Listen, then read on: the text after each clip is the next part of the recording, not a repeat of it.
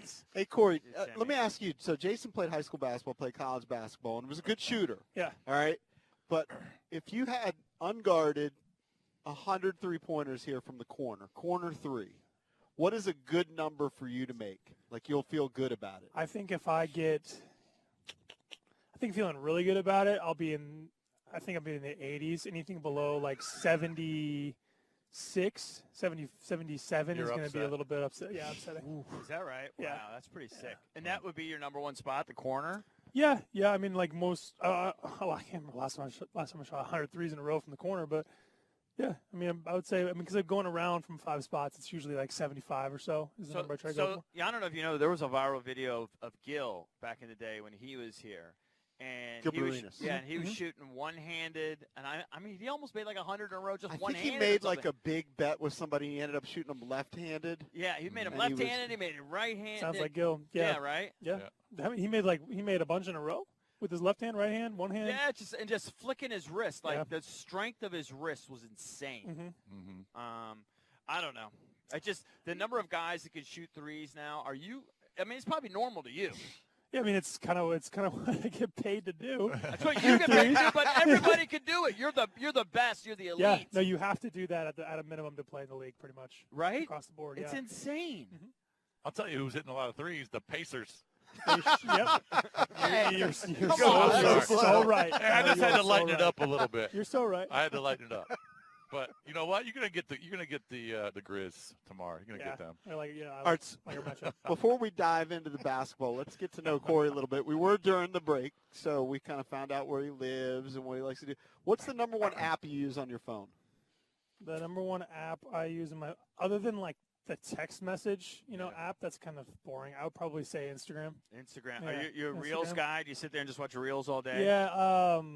My wife does a lot of work on social media, so like Reels and TikTok are kind of in our house. What's in your algorithm? Like, do you get a ton of? You're a golf guy, so golf you videos. Got a ton of golf tips. Videos. Yeah, right? I'm watching like the top 100 courses in the United States. I'm watching golf tips. I'm doing, How many of the? Let's be honest. Yeah. How many of the chick ones where it goes golf hotties? A couple of guys are upset on the show. Are obsessed with golf hotties. Well, I mean, come on, those come up on yours too, of course they do. I mean, it's a golf. Yeah, but what about the ones? What about the ones where they just have regular? They look like regular moms, and all of a sudden, tick, tick, boom, and all of a sudden, like scrolling past those, my man. You are scrolling past those. He doesn't want to get in trouble. How long have you been married? I've been married for a whole 3 months now. Oh, congrats! Yeah, thank you. Yeah, so your wife still likes you? Yes. Where did you? What's that like? Oh, it's amazing. Yeah, it's amazing. All right, wait till you're 53. Hey, where did you get married? I got married in Southern California. Oh, cool. Mm-hmm. Did you? What was kind of your growing up as a kid? When did basketball become your sport? Drab grew up kind of close to where you grew up, and we say you grew up basically in the suburbs of Seattle. That's correct. Did you play a bunch of sports? When did you gravitate toward hoops? Was it in your family? What was the deal? Yeah, hoops was in my family. My dad played college basketball, and so he's a freak. He's a nerd. And I played everything growing up. I mean, I was baseball, football, golf, ran track. I mean, when the seasons changed, that's when my favorite sport changed. I just liked everything. And then my junior year of high school is when I kind of looked around and had a conversation with my dad and was like, okay, we got to narrow the focus. Yeah. So what was your event in track? It's shocking. I did all the jumps. I was a field athlete. I was a field athlete. I did high jump, triple jump, and long jump. I bring this up. Wow. I'm curious because you are an elite athlete. Professional. There was athlete. a new record in the marathon. I've run a couple marathons, and I just posited this. I was like, how long do you think you could keep up with the marathoner at his pace? Like if you were on a track, and I was like, I think I might be able to do it for one full lap, like a quarter of a mile. Mm-hmm. He was running miles. I think the average was like 4:34, and he did that for 26 miles. How long could you keep up with that pace? Yeah, What's your fastest Remember, mile? he was a field guy, not a I was track a guy. field guy. Yeah, My but he's also an no. NBA Let's player go with here. like 5% body Let's go fat. here. My fastest mile I think I've ever recorded. I think I like in middle school they have you do like the tests and things like that, or early high school you either run a mile for the fitness test and PE class. I used to be able to get like a 5:30 mile. Oh, you could do better than mile. that as you got older. Yeah, I think. Sure. I mean, I don't know about now, but I think I probably could stay up with him. That's a 2:30. Wait, so you said how long was his mile pace? I think it was a 4:34. 4:34. I bet you I could run 2 laps, maybe 2 and some change. Right, he did that for 26 miles. Can you miles. It's imagine? insane. Yeah. Those guys are amazing. Who's the most insane athlete you think you've come across in the NBA? I mean, everybody's a great athlete. Guys can jump and everything like that. But just a freak. Morant's up there. Morant floats. Like, he just gets up and he floats. He's so thin. Yeah, he's thin. He's light, and he just kind of floats in the air. I would say a sneaky one that you guys want to think about is Jericho Sims in New York. He's a backup big in New York. Where did he play college? He played college. Where did he?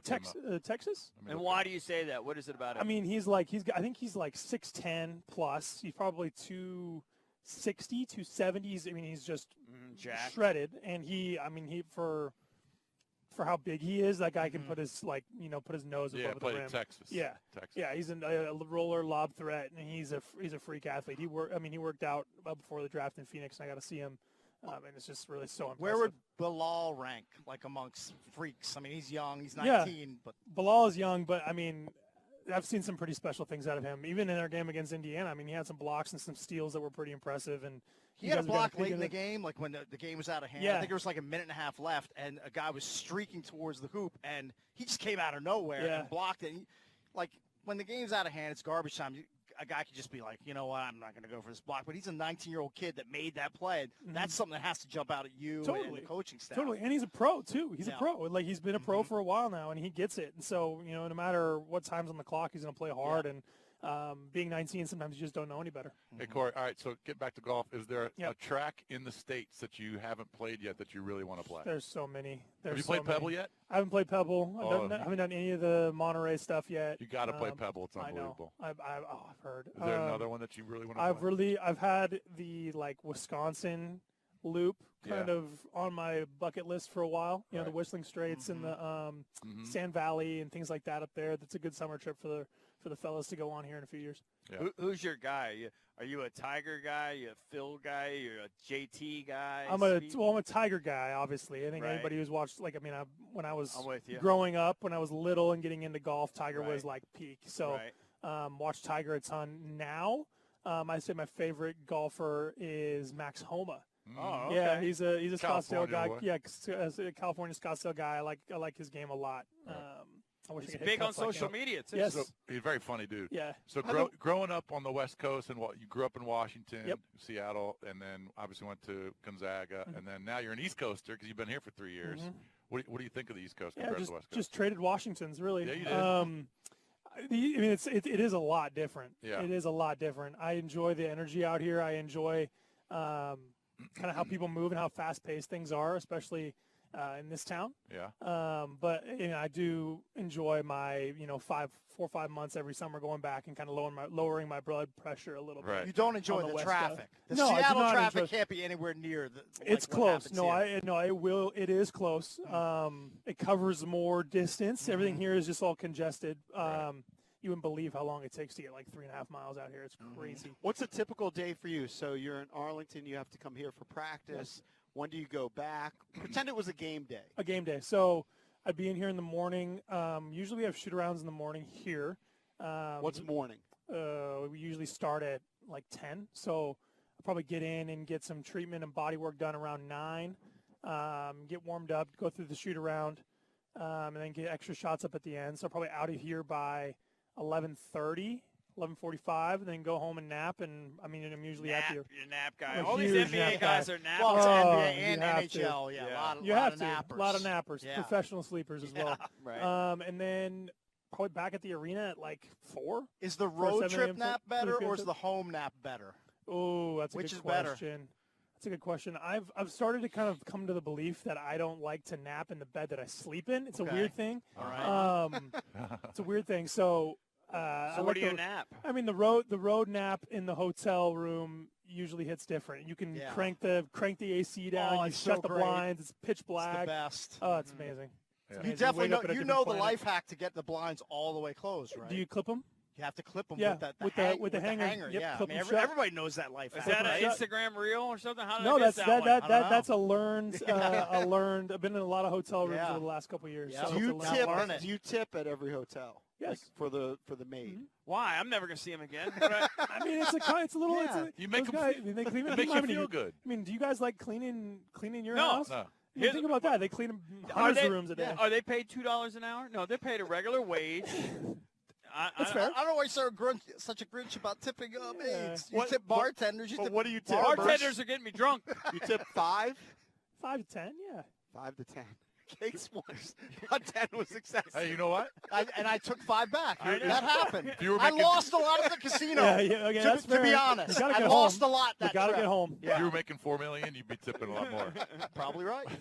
It's probably a good point. Hey, when did you know you were a pro? Like sophomore year at Gonzaga or before that? No, I mean, it might have been even after that. I mean, Really? a pro, like, I mean, I had so many people my first 2 years at I'm not Gonzaga. saying the first round pick, but just a professional. Yeah, I mean, first 2 years at Gonzaga, I had a lot of people tell me, like, you know, you're gonna be a great overseas pro. Like, a lot of Right. guys from Gonzaga go play overseas and have a great life and make a bunch of money and have a great time overseas. And, like, you know, not to be offensive to any of them, but, like, that didn't sit right with me. Right. Obviously, when you go to a place like that, you want to be a pro at the highest level, and it didn't really sit in with me until, I don't know, maybe like quarter of the way, halfway through my junior year is when Really? I really kind of started to think things through and figure it out. How often do you think about the Baylor game? A lot. Yeah. A lot. Your team was so effing stacked. Yeah, we were really good. We were really, really good. But correct me if I'm wrong, but that was COVID year, right? Yep. So there was nobody in the stands. At the end of the season, beginning of the season, yes, and at the end of the season, the tournament, they kind of had the like Sporadic. 15%, 20%, I got you. 50% kind of deal. Yeah. Cool. We got to say goodbye to him. You got to go out with a low note.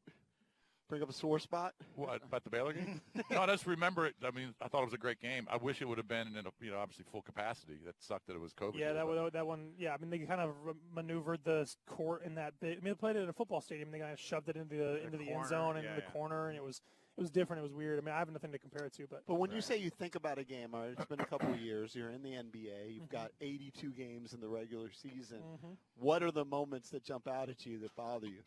I mean I just thought we weren't prepared out of the jump. I mean we weren't prepared for the kind of punch they were going to throw, and when you like the college game isn't as long as an NBA game, and each bucket matters more, and so like not being prepared, not ready to go for that first 7 minutes of that game. Like, that's what still haunts me. I thought we played great the last, 30 minutes or so, but the first 10 wasn't right. Last question. What's the one bucket that you're most proud of in college or pros? Like when you lay in bed or you're talking to your wife and, you say, I'm kind of a big silly. You know what I mean? Like, First of all, my wife is the first person to tell me that I'm not a big silly. I get it. I'm That's not why a you big got to silly. remind her. You got to tell her. And she did say yes, though. Oh, I mean, she's proud of me, and she Yeah. admits she knows the game. She played basketball at Gonzaga too, but Oh, wow. So, come in, the one bucket that comes to your mind when you lay in bed and you go, what? I'm a badass. That was I had a lot. I mean, we played Virginia my senior year in college. Had a bunch of really good plays that game. There was a stretch where I think I hit 2 threes in a row that were probably 30 feet plus in that game. I was just feeling it. And you still think about Still that think about that sometimes. stretch, yeah, for Yeah, sure. That's so sick. For sure.